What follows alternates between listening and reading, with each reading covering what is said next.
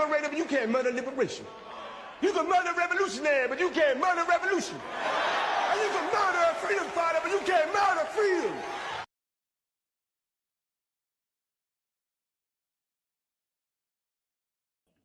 Hello, everyone, and welcome to the Art of Political Discourse. Let's get right to it.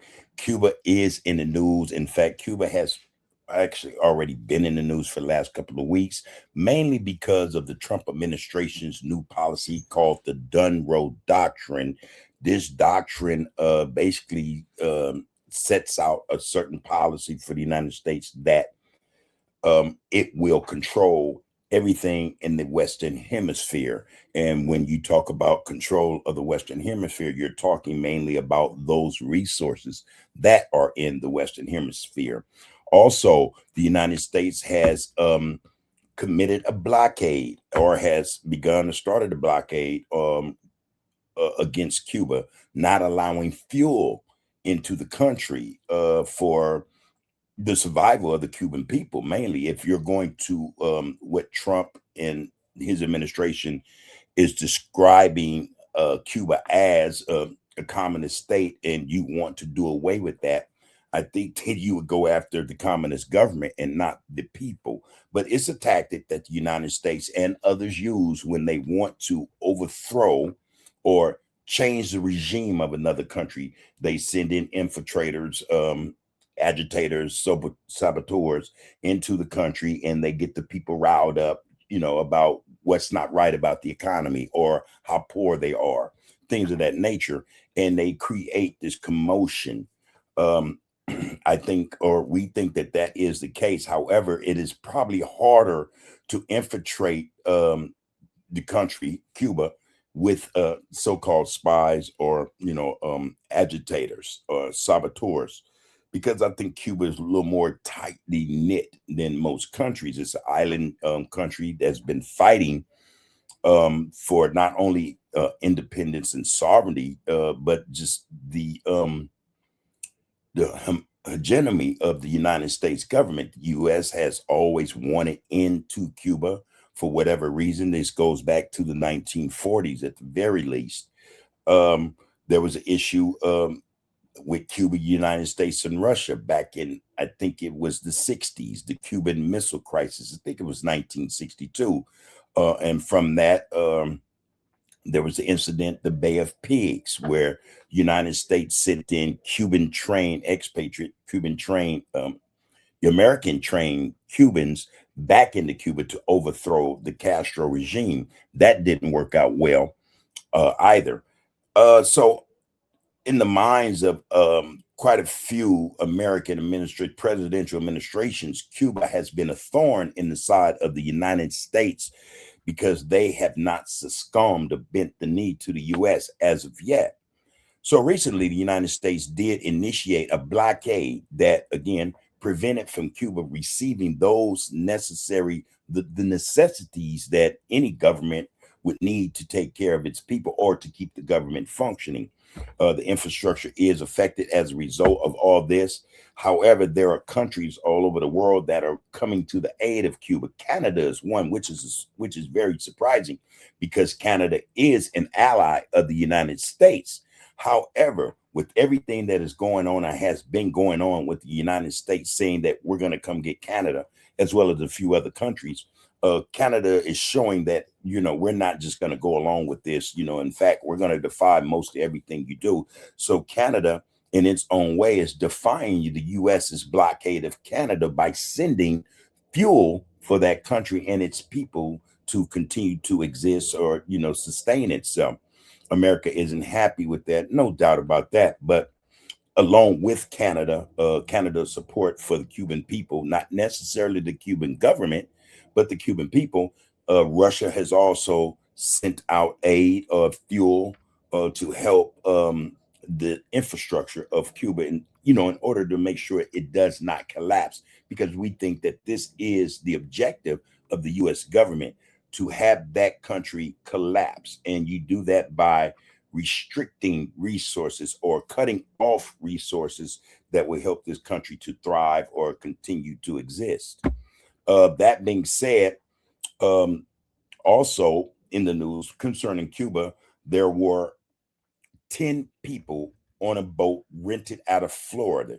These were ex-Cubans, armed ex-Cubans headed to Cuba to infiltrate into Cuba to cause or create havoc. No telling, could have been CIA trained individuals going in to see if they could destabilize the country. And this is, again, one of the tactics the United States uses in order to get in or to create, a situation for countries to where they can't get control or they lose control outright. We seen that come into play a few weeks back in Iran. No doubt about it that the CIA and Mossad had sent agents, agent provocateurs and saboteurs into Iran to create destabilization, to cause the people, give them idea of a reason for protesting. That didn't work out well for a lot of Iranian citizens because as a result, Iran put its foot down and a lot of people lost their lives. As a date, that uprising has been quashed. That's just one example, again, of how the United States initiates destabilizing policies towards countries that do not do as they say or do as they want, the United States. So back to Cuba. Cuba is defiant, has always been defiant for decades, just decades now, So I think that the Trump administration has decided that they're going to take the kid gloves off and they're going to, initiate these harsh policies and tactics to further destabilize a country that is already struggling to sustain itself. In reaction to that, again, Canada has stepped up and said, no, we don't like the way this is going. It's more about the people than the government with us. And they sent over fuel. Russia did the same. I'm quite sure there are other countries who have also supplied fuel for the Cuban country. Who they are at this moment, we don't know.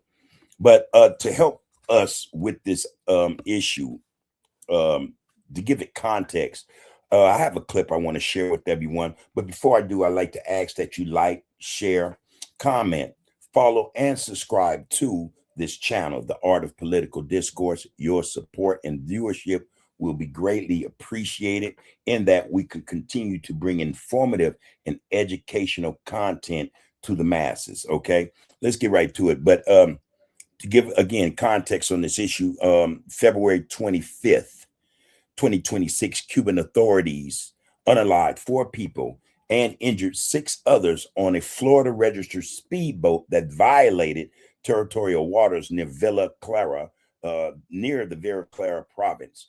Cuba's Ministry of Interior claimed that the 10-person group of Cuban nationals living in the U.S. were attempting an armed infiltration and initiated gunfire against border guards.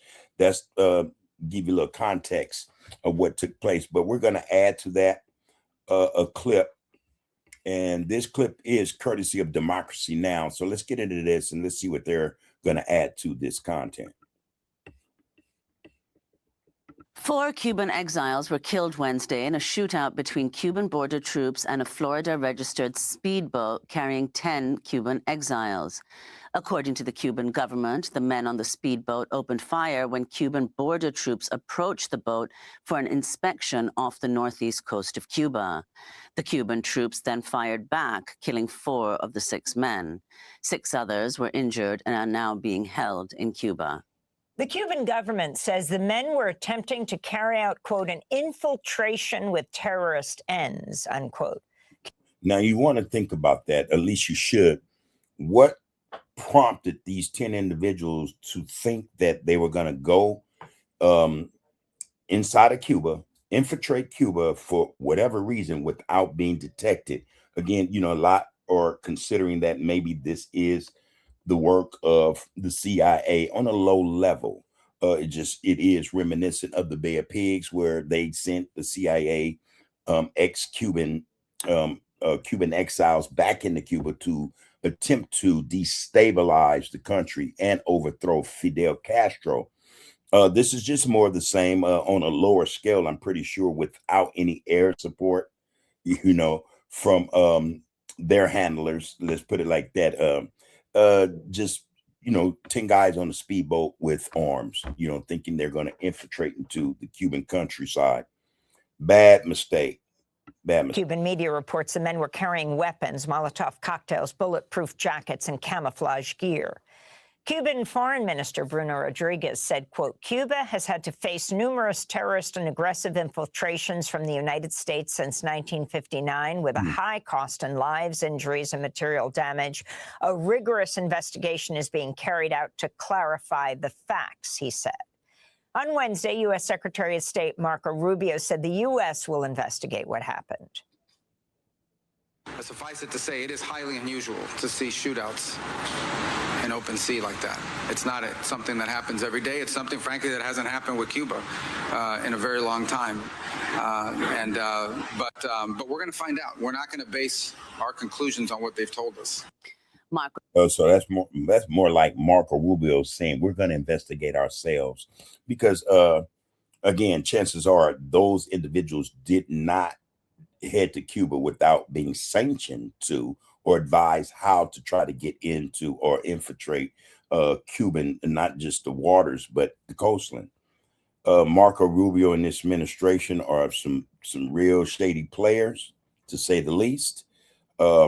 Again, for them to say, we're going to investigate this, you already know the situation. No doubt. No doubt you already know the situation in and out. Rubio, who's Cuban-American, was speaking at a gathering of Caribbean leaders in St. Kitts and Nevis. At the meeting, regional leaders expressed alarm about the growing humanitarian crisis in Cuba due to a U.S. oil blockade that has cut off the island from desperately needed fuel. The Trump administration recently threatened new tariffs against any nation that sends fuel to Cuba, which has been under a U.S. economic embargo since 1962. 1962, under a U.S. enforced embargo. 1962, this country and its people have been suffering at the whim or the discretion of a powerful country, all because they won't bend the knee. 1962, well, actually 1959, but come on. And now they're threatening tariffs and sanctions on other countries who assist, not the Cuban government,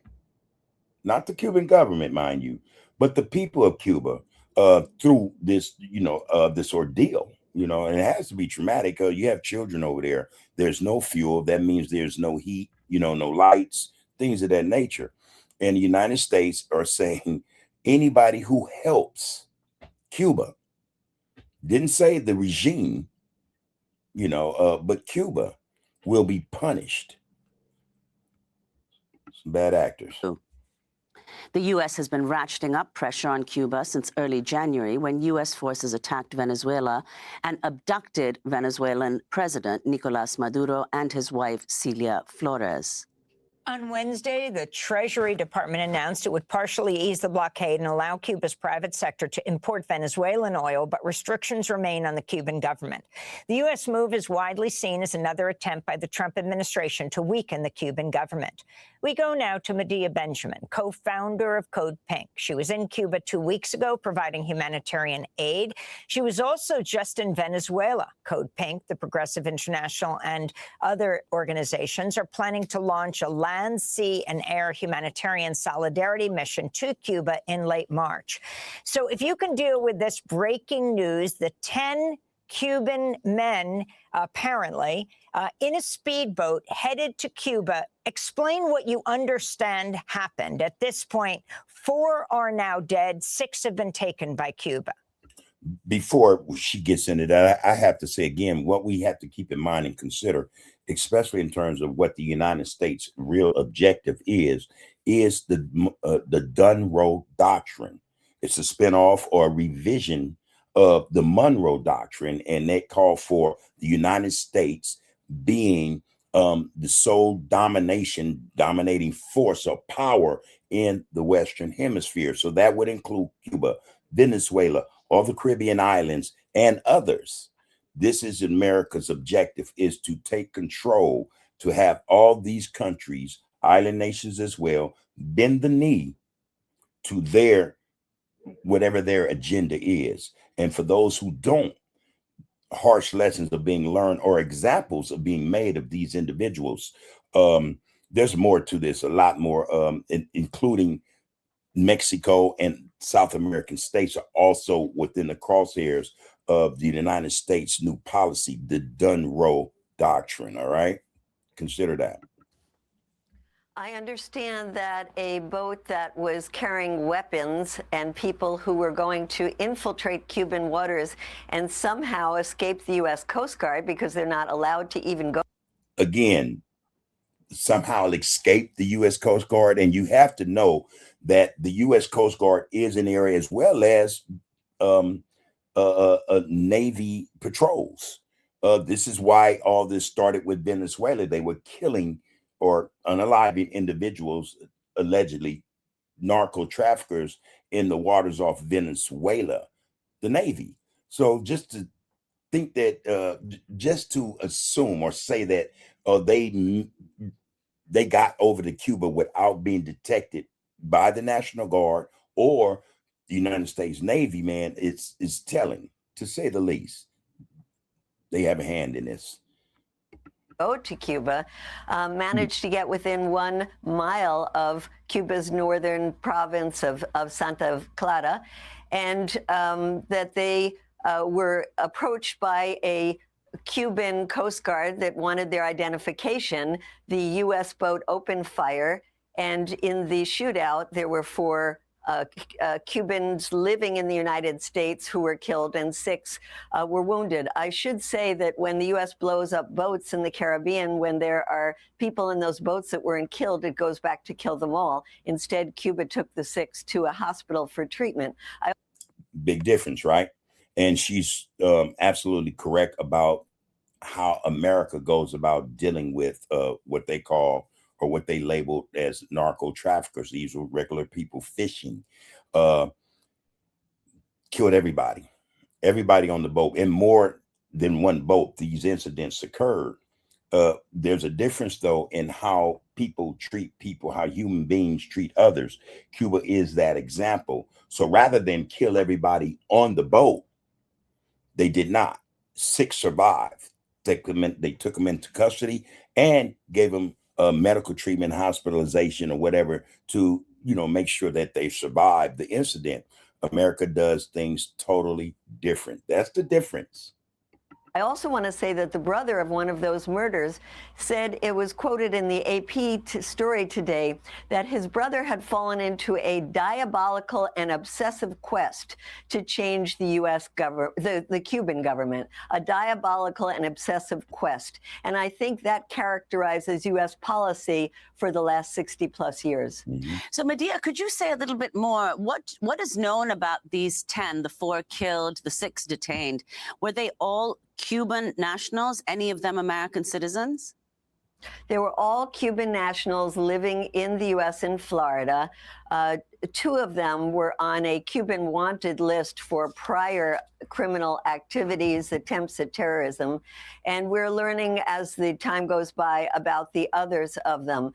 This has happened before. While Marco Rubio said it's unusual to have a shootout in the seas, that's true, but it is not unusual to have terrorists infiltrating Cuban territory. In fact, there are in the history blowing up of tourist hotels so that tourists would be afraid to go to Cuba, and constant attempts to infiltrate. Of course, there are hundreds of attempts to kill Fidel Castro. The southern Florida Cubans are obsessive and diabolical, and they must be stopped. And unfortunately, they are represented in our government, in our Congress, by people like Representative Maria Salazar, and also by Carlos Jimenez and Diaz-Balart, and they're represented at the highest level of government by our U.S. Secretary of State, Marco Rubio.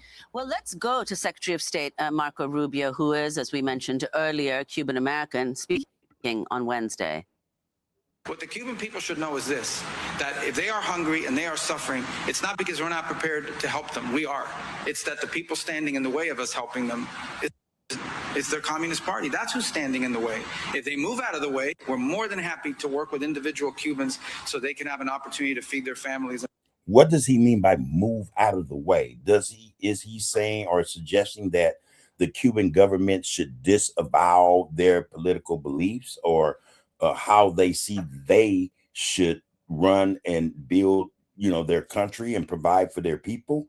What does he mean, move out of the way? It has to be a little bit deeper than that, I'm pretty sure. Move out of the way is so ambiguous. What do you mean, move out of the way?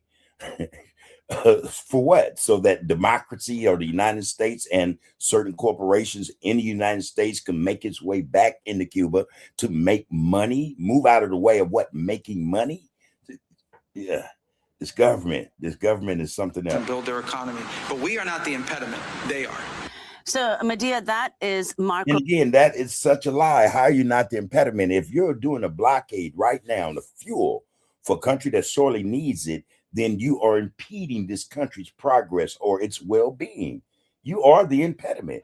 If you have sanctions and have had sanctions on this country since the 1960s, you are an impediment to their development, to their infrastructure, to this country's sovereignty. Come on. It's crazy. Rubio, if you could explain, you were just in Cuba a couple of weeks ago. I mean, Cuba has been under sanctions, a U.S. embargo since 1962. But explain what's happened in the last months when sanctions have been so tightened that prices are so high for basic items. I mean, as he mentioned, people are hungry, that they're totally out of reach. And also the food scarcity that there is now in Cuba. Yeah, what Marco Rubio said would be laughable were it Right. not so tragic. On January 11th, Donald Trump said that no oil and no money would be going to Cuba, zero. This is, as you said, a policy that has been going on for over 6 decades now. Right. And it has been tightened in such a medieval siege type of way by Donald Trump. To stop all oil from going to Cuba has created a terrible crisis where workers don't have transportation to get to work. When they get to work, there's no electricity. Students are having a hard time getting to school. The hospitals are having a hard time functioning. There's a terrible scarcity of medicines. The food is scarce and high priced. Farmers now don't have access to irrigation or fuel for tractors. This is a tragedy that's been going on and has been exacerbated since COVID. And with U.S. policies of putting Cuba on the state sponsor of terrorism list, which is something Donald Trump did, and unfortunately Biden waited to the last week of his presidency to lift, and then it was put on right again. This means that Cuba can't function in the world trade system. It can't use the international banks. And that is the objective, again, of the United States of America. It is to cripple Cuba, not just the government, but the people to such an extent to where the hope is to where the people will turn on the government and rise up to get it out of there so that America, the Cuban people, get the Cuban government out of the way so that America could come in and do what America does best: rape, pillage, and take the resources of other nations for themselves. I think, again, she said, and I agree, it would be laughable if it wasn't so tragic. That being said, please like, share, comment, and subscribe to this channel, The Art of Political Discourse. Your participation and viewership, again, would be very much appreciated, in that we will continue to drop or bring to you informative and educational content that the people are sorely in need of. Take care of yourselves and each other. You can murder a liberator, but you can't murder liberation. You can murder a revolutionary, but you can't murder revolution. And you can murder a freedom fighter, but you can't murder freedom.